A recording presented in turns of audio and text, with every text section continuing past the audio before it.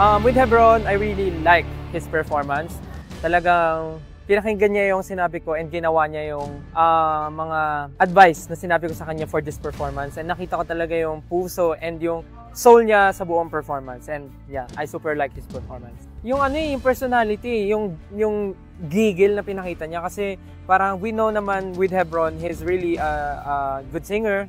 Clean yung voice pero naghingi lang ako sa kanya ng additional which is kailangan niyang lagyan ng konting ibang flavor para naman may makita kaming kakaibang Hebron and yun yung pinakita niya tonight kaya naman nagustuhan ko yung I'm sure madidiscover namin yan together and excited ako sa mga susunod na araw na magkasama kami.